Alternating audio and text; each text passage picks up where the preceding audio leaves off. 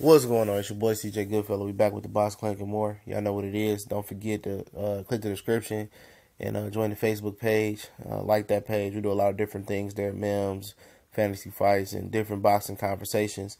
Don't forget to check the description for the new tech page. I'm a jailbreak a fire stick pretty soon. Just trying to get around to it.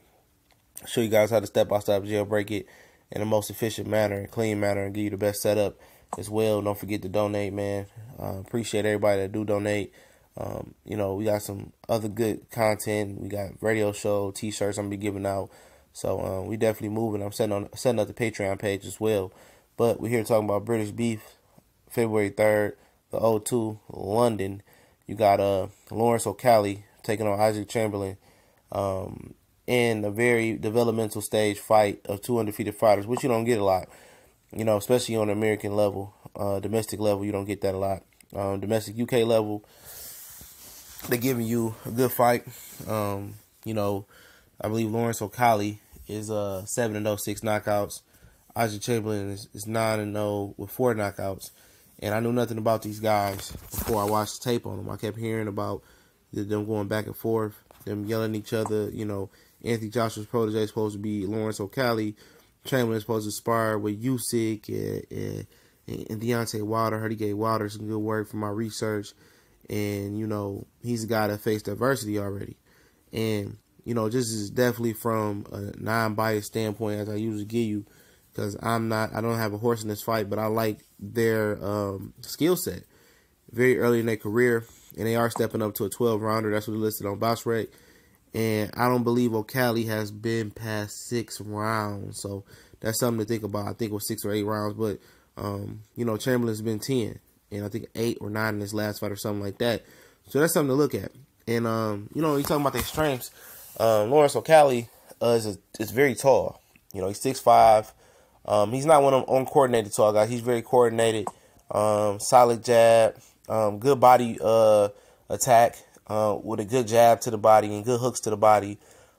He kind of turns over his right hook a little funny for me, man. He kind of, kind of turns it over like he gonna hurt his wrist, but it works for him. For a tall, lanky guy, he's very aggressive. And, like I said, he got a lot of different, punches that he likes to throw, but mainly the jab, hooks to the body, and that, that looping right uppercut that could be a problem. But obviously his height, his reach is a strength for him. Him controlling distance is a strength. He knows how to control that distance and kind of keep that person on the end of the stick, he's in range to hit. He's at that perfect range to hit a guy. But the guy usually who's, lacks in height and length, because he's so tall, even for a cruiserweight, can't hit him. So he'd be at that perfect distance, and that's good to have. And then when he's ready to close in distance, he knows how to shorten his shots up and attack the body. He's a very good body attacker. And he's very decent when you're in the pocket in kind of close range. And I was impressed by that for a tall guy. It's kind of being a norm with guys like Easter Jr., that's fighting like Paul Williams. And they are effective on the inside and shortening their shots up and giving up their advantage. But he can use his advantage as well. It's when he's ready to go for the kill or feels he's superior in there, he goes to the aggressive mode and attack. And Isaac Chamberlain, he's a very good fighter. He got a little bit better head movement because he's obviously 6'2", he's shorter. So he moves his head a little bit better. He's athletic, got some nice hand speed, just as Okolie does. He's a good body puncher as well. Seeing 2 guys under 10 fights that's committed to the body like that is a breath of fresh air and a tall drink of cool lemonade.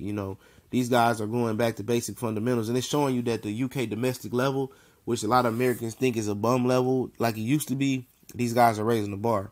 Okolie was a Olympian in the 2012 Rio Olympics. Before he lost to, Erislandy Salvin, a Cuban. And that's no shame. Cubans are great at amateur boxing. But, these guys are good body punchers. And Chamberlain's a good body puncher. He's been through adversity, and that's another strength for him. He dislocated his shoulder in one of the fights. They popped it back in. And he's a good fighter. Good body puncher, good jab, good speed. Talk about the weakness for Okolie. Some fact that he ain't been 12, and neither one of them been 12, but he ain't even been I think he been 6 is his most. Don't quote me on that, but 6. So that's going to be something to experience and going to full 12. Also, that looping right uppercut that he throws might get him in trouble at some point. And if I'm Isaac Chamberlain, I'm practicing on baiting him, throwing that and stepping over or pulling back and countering him because he's open when he throws that looping uppercut. And adversity, you know, I don't believe he's been cut or been hurt in the fight or been tired. It had to be, you know, had to fight through it. So some adversity, something he went through for Chamberlain.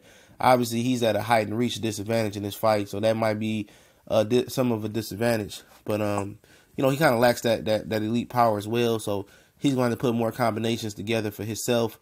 You know, both of them guys are lacking in experience, so it's not too many holes because they haven't had that big step up in competition. You know, they've been fighting okay competition, but now they're stepping up in competition, talent-wise. Might not be in experience-wise, but talent-wise. But for Okolie, what he got to do is not let Chamberlain get on side and get to his body. Forget the body attack for Okolie. Continue to stay at that distance and don't be aggressive until you know you got him hurt and you can finish this Chamberlain guy if it comes to that. Keep the jab in his face. You know, shoot the 1-2. You know, try to shorten that uppercut if Chamberlain tries to jump inside and get wild. And, you know, get ready to walk him into the shot because he got to get on the inside. He ain't short, but he going to have to get on the inside of your stick, and that's going to be an issue for him. And if he doesn't know how to do it effectively, which I think he does because Chamberlain has a good jab, but if he, you know, gets wild and reckless, walk him into some shots. You know, just control his distance, use your jab, you know, and walk this guy in the shots and box. You know, for Chamberlain, it's going to be using your jab to get on the inside, using some feints. Both guys like to feint a little bit, using your head movement, and baiting this guy. And this guy, you know, wants to be aggressive, and you bait him to come inside to give up his height. For Chamberlain, it's an easy fight for you. Rip the body. You got the shorter arms, I believe, even though it's reaching 78, and they don't have a reach for Okolie, what I've seen on BoxRec or a couple other places like Wikipedia. But if he tries to give up his height, you know, rip the body, rip the rib cage. He's a taller guy. He ain't been more than 6 rounds, I don't think. So he's going to get tired quicker. But in the whole, I expect, I'm picking Isaac Chamberlain to win this fight. You know, just because I think he been deeper, seemed like he had better sparring, and I think he'll win this fight in the 10th round technical knockout. We gone.